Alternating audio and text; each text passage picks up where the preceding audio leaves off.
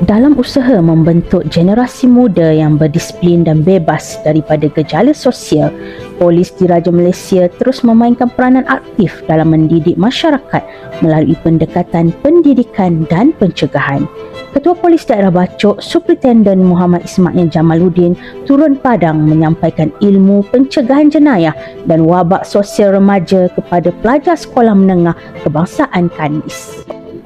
Saya kena ikut tanggungjawab.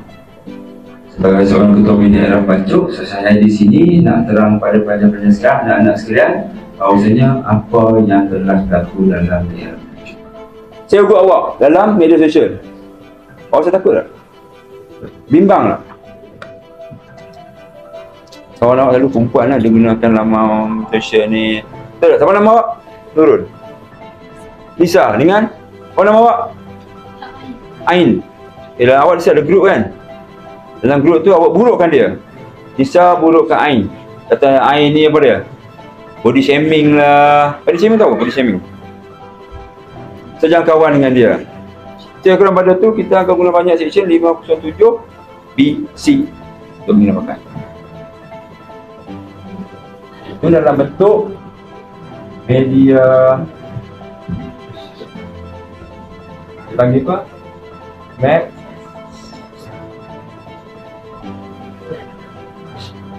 Okey, faham?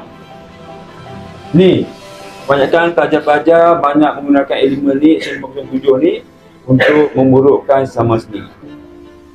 Sama boleh tangkap, so kita akan charge awak di bawah section 507 di atas polisi. Okey, boleh secara fizikal. 3, 2, 6, KK ni maksud kanun kiksaan. 3, 2, 4 kanun kiksaan. 3, 2, 3 kanun kiksaan. Banyak lagi, 3, 2, 5 pun boleh. Yang paling berat 147 148 kanun kiksaan.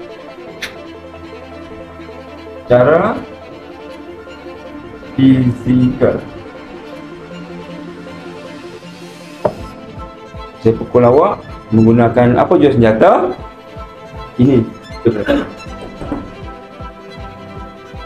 hukuman. Saya boleh tangkap so, maksimum 7 tahun ada, 20 tahun pun ada, 10 tahun pun ada. Ini paling tinggi. Diharapkan usaha ini dapat melahirkan generasi muda yang celik undang-undang, berdisiplin dan bebas jenayah. Seiring komitmen berterusan Polis Diraja Malaysia dalam membimbing masyarakat ke arah kehidupan yang lebih selamat, polis dan masyarakat berpisah tiada.